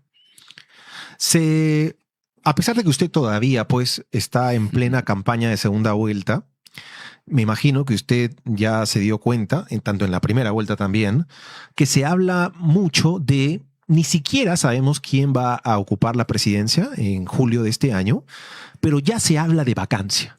Se habla de que es altamente probable de que en caso llegara usted, por ejemplo, a ganar la presidencia, pues podría ser vacado. Y es más, se habla de que es mucho más posible vacar a alguien como usted, que tiene una bancada, si bien es cierto, numerosa, no tan numerosa, valga la redundancia, como la de Fuerza Popular. Por lo general, las personas que trabajamos en esto desde hace una década sabemos muy bien qué es lo que pasa cada vez que un presidente que no es de este grupo de partidos de derecha, liberales, cada vez que un presidente del otro lado gana una elección. Empiezan las llamadas, empiezan las presiones y básicamente un presidente, que en este caso podría ser usted, se encuentra con dos caminos. El primero es que usted ceda, acepte, negocie, pacte y se mantenga alineado a los intereses de estas bancadas como Fuerza Popular, como Renovación Popular. En su momento lo hizo Martín Vizcarra. Sin embargo, hay otro camino, que es el de el enfrentamiento. Tampoco voy a decir violento, ¿no? Me refiero a un enfrentamiento, la discrepancia política. Sin embargo, si algo nos ha enseñado la historia de los últimos 10 años y de los últimos 10 presidentes, es de que ambos caminos te llevan a lo mismo, a la salida temprana del gobierno. ¿Qué va a hacer Roberto Sánchez en caso de llegar a la presidencia con los 20 y pico o no recuerdo la cantidad exacta de senadores que va a tener? ¿Cómo va a ser con una Renovación Popular que asegura que le han robado una elección? ¿Cómo va a ser con un Fuerza Popular que asegura que usted es el enemigo? ¿Cómo va a ser Roberto Sánchez? Mira, en la política 1 más 1 no es 2. Y diagnosticar y hacer pronósticos, en el caso peruano, es insensato. Yo estoy convencido que vamos a lograr en esta segunda vuelta una mayoría política, una mayoría de acuerdo país para derrotar la corrupción, la mafia, la criminalidad, hacer ajustes constitucionales relevantes para este desequilibrio de poderes y poder refundar la patria. Y esa gran coalición patriótica, democrática, popular, mira el Estado, la economía, la sociedad, bajo un parámetro de propuestas de fondo: la pobreza, la formalización, el empleo, la chamba, los jóvenes y su acceso a la educación universitaria gratuita. Eso va a lograr en esta segunda vuelta una clara mayoría política. El Perú se hace una buena curva. Desde la mayoría congresal de 76 congresistas, ha empezado una curva de mercantilismo, de injusticia, de corrupción, de cooptamiento de los poderes, y se ha pervertido por las mafias criminales de la política lo que hoy tenemos en el Perú. Y eso vale más que cualquier cosa y estaremos dispuestos a los cambios necesarios para ese punto de flotación de un nuevo comienzo democrático para el Perú. Para ir terminando... Disculpa, no te contesté algo. He recordado de la pregunta anterior. Sí. Que ¿por qué te voy a decir lo que yo pienso, ¿no? Ajá. Porque a las finales no lograron los votos para desaforarme, no para suspenderme. Me Ajá. preguntaste. Sí. Yo también lo he estado pensando. Pues no, más ¿no? que nada, la pregunta es ¿por qué Fuerza Popular vota Sí, en bloque ya. en contra de su suspensión? No, te comento. Votaron en amarillo. Te comento. Un grupo ha votado porque me conoce y ha votado por convencimiento personal y político Ajá. en contra de mi desaforo y suspensión, Ajá. ¿no? Pero con eso no llegábamos, ¿no? Otro grupo, ¿sabes por qué votó? Porque como conservadores, los más ortodoxos, No querían que entre una chica no trans. querían que entrara, ¿no? Un trans. Ujú. Increíblemente, eso fue así. Porque yo no he establecido ni nexo, ni conversaciones, ni nada. Es más, ya me preparaba. ¿Usted descarta que haya habido alguna conversación, alguna Claro que negociación? sí, claro que sí. Justamente lo que le decía, para ir terminando, es muy importante en segunda vuelta, le hice la pregunta hace un momento, pero no lo aterrizamos perdón. mucho, nombres, personas, figuras, perfiles que usted confirma que por lo menos están en conversaciones. A la gente, ¿qué es lo que más le importa? Economía, seguridad, salud. ¿Quiénes son las personas que acompañan en este momento a Roberto Sánchez? Por ejemplo, en un eventual gobierno suyo, ¿quién sería ministro de Economía? Sí, mire, ahorita no te puedo, por ser serio también, hemos hecho varias invitaciones, ¿no? Ya. Nos han pedido una evaluación, por sobre todo también, como tú entenderás, Ajá. nadie pues dice ya, ¿no? O sea, hay que trabajar Ajá. esos bemoles del Hay- programa económico. ¿Se han dado algunas reuniones? ¿Ha Así conversado con alguien sí, que pueda decir? Estamos conversando incluso ¿Con quiénes? con algunos internacionalistas vinculados al mundo económico y que vienen del BID Ya. y del Banco Mundial, Ajá. ¿no? En el lado precisamente keynesiano, progresista, donde pensamos que pueden haber pues medidas importantes para democratizar y cambiar, o por lo menos hacerlo más social, este régimen económico. Yo, de los nombres autorizados que te puedo decir, por ejemplo, está el doctor Hernando Ceballos, Para salud. ¿no? Que además ya ha sido ministro. Ha sido candidato también Ha en sido candidato JP. también, ¿no? En el tema de energía Ujú, está el sanmarquino Jorge Manco Sanconetti, ujú. ¿no? Seguridad. En justicia, bueno, está evaluando, veremos la participación a detalle de el doctor Domingo Pérez, Ajá. ¿no? Y esos son los espacios, ¿no? Claro, también derechos humanos, cultura, agricultura. Hemos pensado, hay varios nombres ya, Sí. pero creo que en una siguiente sesión podría decirte los nombres completos, ¿no? ¿Confirmaría usted? Yo encantado que venga. Yo encantado de que venga. Para terminar, finalmente, me imagino que usted es... en la gestión que usted fue ministro, Sí. nuevamente también, ¿no? Otra duda que las personas que recién lo están conociendo puedan tener preocupaciones, puedan tener algunas dudas. Revisando básicamente todos los cuestionamientos que se le hace a su gestión como ministro, se le señala, le menciono rápidamente, haber contratado a través del Fondo de Apoyo Gerencial, el FAG, básicamente a dedo, a militantes de Juntos por el Perú en el MINCETUR. Usted ha sido denunciado por Fiscalía por negociación incompatible junto a Guido Bellido por supuestamente interesarse en una contratación en particular a cambio de beneficios que fueron para Guido Bellido, según Fiscalía. Ajá. El mal uso de la caja chica. O sea, me alucina que, y esto sí se lo digo, claro, yo sé que hay ataques injustificados, pero aquí sí hay evidencia incluso de que se habría usado la caja chica del MINCETUR para hacer compras que no hacerse con ese dinero. Pollerías, cevicherías, postres. ¿Qué puede decir usted a esas personas que revisan su gestión ministerial y encuentran varios problemas? Sí, con las tres cosas creo que hay que aclarar, ¿no? Ajá. La Contraloría fiscaliza y evalúa después que un ministro nomina altos funcionarios. Ajá. Ellos evalúan. Y ellos dicen, ¿cumple o no cumple? Y la Contraloría, el órgano de control interno, jamás ha dicho que he desobedecido las normas para hacer una designación. Ajá.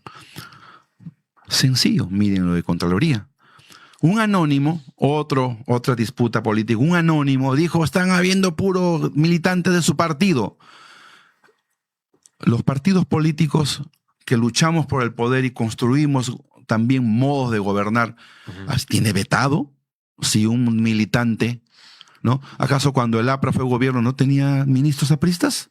¿Acaso cuando cualquier fuerza política no tiene sus propios cuadros? Dígame, ¿eso es una irregularidad? Si cumplen los requisitos, si el órgano de control interno no encuentra que se ha fallado a los temas administrativos y de idoneidad para el cargo, entonces, ¿cuál es la preocupación? Esa denuncia que dice que he nombrado, etcétera, ¿cuántos años está la bendita denuncia? Lo archivaron, lo han vuelto a abrir. ¿No teme que se pueda usar para una eventual vacancia? Es posible, ¿ah? Sí, es posible, porque en el Perú es posible, ¿no? Mientras no solucionemos, pues, una reforma del sistema de justicia. Pasó con Dina, ¿se acuerda? Sí, pero, o sea, finalmente yo creo que este caso que se haga público y se exponga y se vea los elementos para que vean que solamente es refritos. Y en el caso hay una denuncia constitucional que me han hecho por el caso que ha hablado de Guido Bellido, ¿no? Sí. Ya. El asesor supuesto que yo designé porque cumplía los requisitos, más no lo conozco, ¿no? Dice en la investigación que ha habido algún beneficio para mí, no. Para Bellido, dice. Dice que un empresario, etcétera, ¿me involucra a mí? No. También está un familiar del asesor que está acusando, etcétera. ¿Me menciona a mí? No. Las 5 citaciones que me hizo el Ministerio Público fui a toditas yo. He ido diligentemente porque quiero que eso se aclare, rechazando de plano toda implicancia ilegal de mi parte. Pero ¿qué ha pasado? También fue citado el congresista Guido Bellido, pero él asistió y no abrió la boca. Se declaró en silencio. Mal indicador, ¿no? Entonces, por esa acción, que está en su derecho, ¿no?, me han involucrado a mí. Ahora, de eso, la propia doctora Delia me ha denunciado. Yo he defendido a la doctora Delia y la defenderé 1000 veces. No tengo temor yo de que esa investigación, porque no tiene ningún basamento ni indicio, excepto de ser ministro y haber designado un asesor que está implicado en otros asuntos que yo no tengo nada que ver. No, yo de acuerdo, denúncienme todas las veces que quieran. Yo solamente apelaré al debido proceso, a mi defensa legítima, y que la justicia sea pues autónoma y actúe como corresponde. Finalmente, sí, la fragilidad del sistema democrático, que ya no es ni semipresidencialista, es un gobierno parlamentario. 100%. ¿No? Necesitamos cambiar eso. Si no, este Perú no sale adelante en nada. Y para eso necesitamos un gran consenso que no se hace pues de manera autoritaria, sino con la capacidad de poner en la mesa las propuestas, los acuerdos, y para saber en el legislativo, en el Senado, en el gobierno, en la sociedad, los agentes económicos, los agentes políticos, cómo sacamos adelante el país. Para cerrar, se le cuestiona a usted y a Juntos por el Perú por el fallecimiento del candidato al Senado de su partido, Dante Castro Arrasco.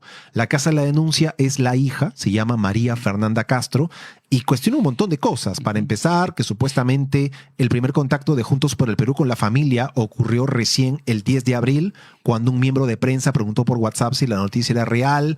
Aparentemente, el partido hasta ahora no entrega la información del conductor y la placa del vehículo, impidiendo activar el SOAT. Falta de asesoría legal. Según la hija, el partido no ofreció ningún tipo de apoyo legal, errores en el comunicado. A usted particularmente se le cuestiona por solo aparecer para dar una liturgia y no ha brindado ningún tipo de apoyo legal, económico o administrativo. ¿Cuál es la respuesta de Roberto Sánchez? Ya. Estos hechos ocurrieron en una actividad que un candidato invitado de Juntos por el Perú en el Callao, sí, estaba haciendo su caravana, ¿no? Yo he estado realizando una actividad fuera de Lima, porque una actividad de un candidato bueno, tiene la legitimidad de hacer su actividad como otro puede hacer un encuentro o una actividad deportiva. Este candidato estaba haciendo su caravana. Ajá. Yo no he estado, yo he estado en la ciudad fuera de Lima en otra actividad. Ujú.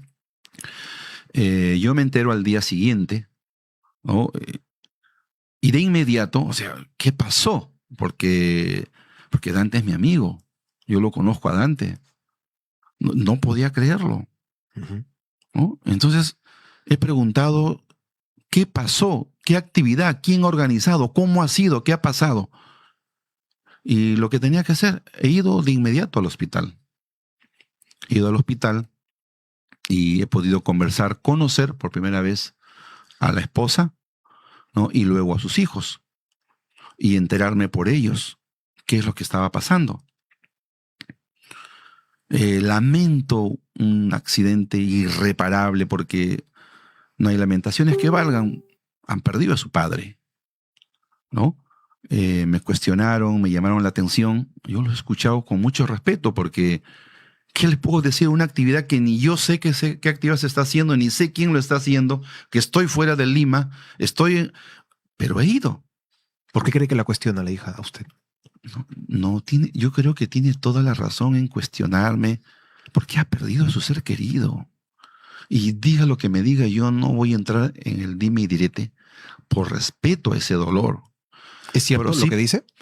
Pues sobre todo en el apoyo económico, legal y administrativo. mire, ¿Usted lo ha brindado? yo he ido al día siguiente a enterarme.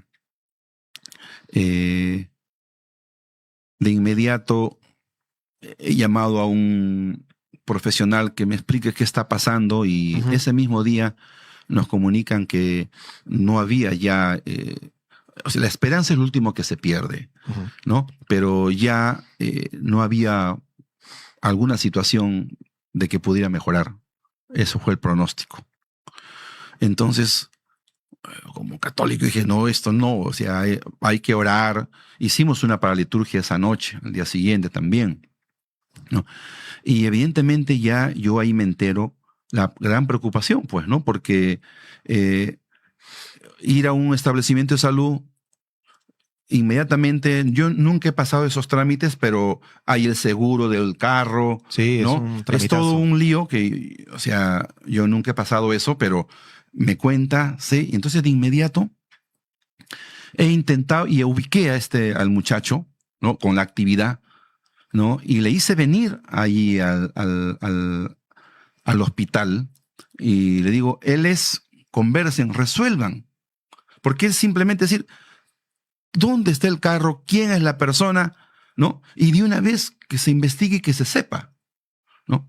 Entonces, claro, yo de mi parte, ¿no? He hecho una contribución económica porque me da vergüenza hasta decir eso porque me está diciendo que no he hecho ni eso. Claro que he hecho eso, ¿no?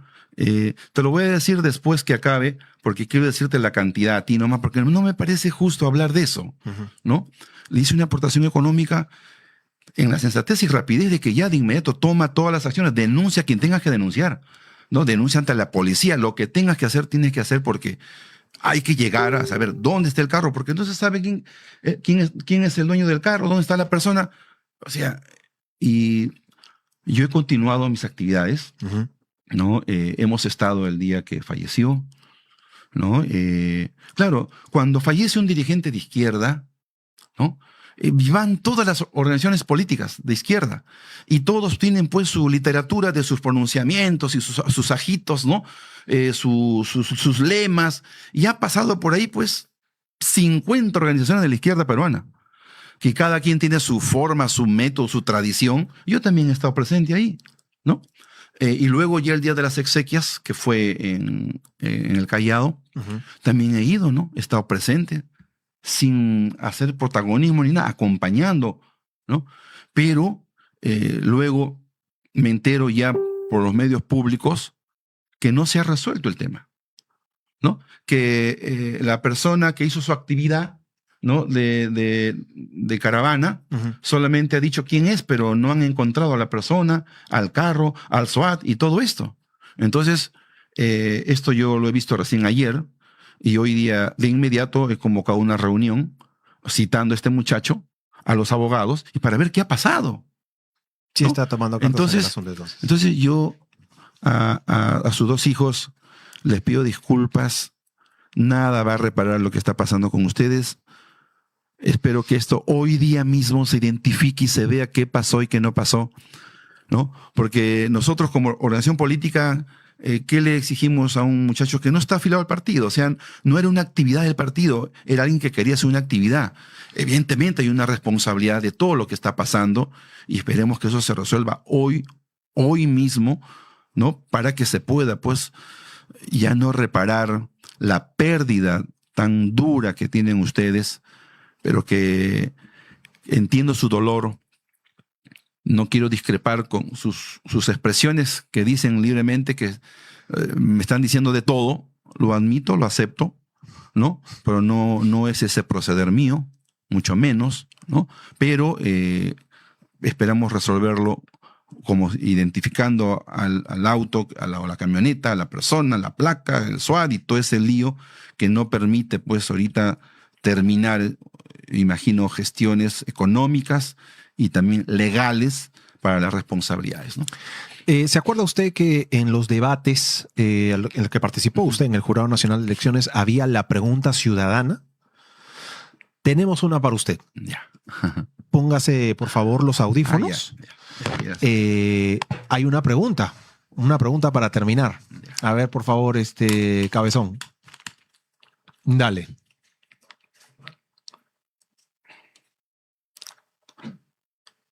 No se escucha nada. Ponlo de nuevo. No le escucho nada. A ver. Hola, mi nombre es Junior, tengo 32 años y mi distrito es San Miguel. La pregunta que le quiero hacer es la siguiente. Como sabemos, todos los candidatos han prometido luchar contra la corrupción. Pero mi pregunta es, ¿qué nos asegura que usted va a luchar con la corrupción y no va a servir a la corrupción? Mi nombre es Ahí está. Bueno, eso nomás. Adelante.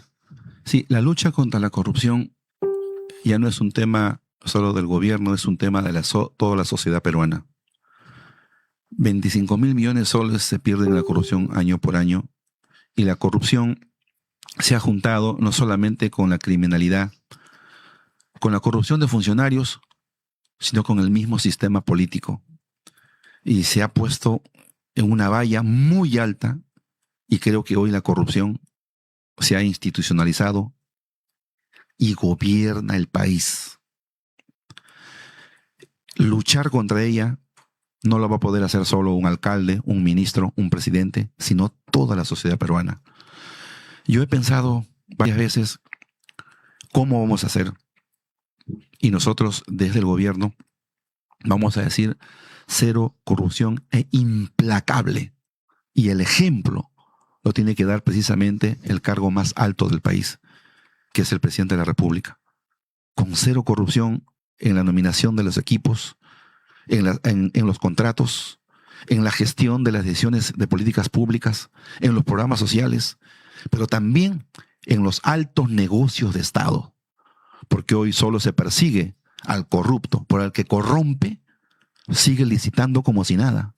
Sigue vendiendo como si nada. Cambian nombres y están ahí dirigiendo medios de comunicación, dirigiendo empresas mineras, dirigiendo empresas de concesión, como si nada. Eso tiene que acabar. Yo me someto a la opinión pública total, a la comunidad, que es el principal mal que tenemos y es el responsable de la pobreza y el atraso en nuestro país. Bueno, muchísimas gracias, señor Roberto Sánchez, por haber asistido a esta entrevista. Lo comprometo. Para mi amigo Tonino, que quiere ser su ministro. Ahí está, mira, cumpliendo con su palabra. Ahí está, tanto decía para Tonino, que quiere ser ministro de Justicia, dice. Yo le recomendaría que no lo tome en serio. Ahí está el sombrero. Lo quería comprometer públicamente a que, en caso, pues, usted gane las elecciones, pues regrese, ¿no? Regrese a este pequeño y humilde programa para que pueda seguir respondiendo preguntas de interés ciudadano. ¿Sabes cumplir tu palabra? Claro, claro. Tú dijiste, si Sánchez viene y me regala un sombrero, Acá está. Yo voy a bailar con él su himno No me de queda, Juntos no me por el queda. Perú. Ese es para ti, para Tony no tengo otro. Ah, muy bien, muy bien, muy bien. Entonces quiero que cumplas tu palabra. Yo, claro, voy a cumplir mi palabra. No tenemos acá, ¿cómo hacemos? Con audífonos. Con audífonos. A ver, dale. Espérate que mira dónde me llega el mío, viejo. ¿Tienes cámara central? Bueno, pero de repente así nomás sentaditos, ¿no? Porque no tenemos retorno. A ver, bájale un poquito. Ahí está. Esa canción, ¿cuál es el origen, señor Roberto Sánchez? ¿La escucha? Sí. ¿La escucha ahí? ¿Cuál es el origen de esta canción? ¿Cuál es el origen? Estrofas hechas por el propio presidente Castillo. Ah, sí. Estrofas hechas por él, estrofas hechas por mí y un chico Bájale un poquito. ayudado de inteligencia artificial, Ah, sí. ¿no? Nos hizo varias muestras. Es un apurimeño, Ya. un chanca, Ajá. pero con estrofas hechas por el presidente y estrofas que yo también elaboré. Y eso, digamos, lo hicieron en conjunto. ¿Fue un proyecto que nació de usted? ¿Qué lo puedo quitar? ¿Es algo que nació de usted o del propio presidente Castillo? El propio presidente Castillo. Ah. Así como Ruta Castillista. Castillo. Ah, mire. Empecemos por donde aquí. El sombrero. Ponte mi sombrero. Que son bien Usa mi radio. costosos, ¿no? Vas a ir a, hermano, me dice, allí en Chota hay un Ya. señor Segismundo. Micrófono. Un señor Segismundo, sí, presidente, lo conozco. Ajá. Ya. Patrón, ¿quién es patrón, presidente? Mi caballo. Móntalo. ¿El caballo que usted usa es de Sí, Castillo? Sí, patrón se llama. Ah, Entonces, esa canción me gusta mucho cuando dice Roberto Sánchez y Pedro Castillo, símbolo de lealtad. Y cuando el presidente dice que esto trasciende la política, somos hermanos y compañeros. bueno, ese es el himno de la candidatura del señor Roberto Sánchez, a quien nuevamente le agradezco mucho por venir, en serio, por poder aclarar las dudas de la ciudadanía, y lo comprometo a que en caso pues usted llegue a segunda, bueno, mejor dicho, que gane la segunda vuelta, pues venga, ¿no? A responder siempre. Esto está a su disposición para cualquier aclaración. Bueno, somos 35,000, ¿llegamos a cuánto? 39, ¿no? 39,000 personas. Muchísimas gracias por haber asistido a esta edición extraordinaria de Brutalidad Política. Nos vemos mañana a las 6:30. Cuídense mucho.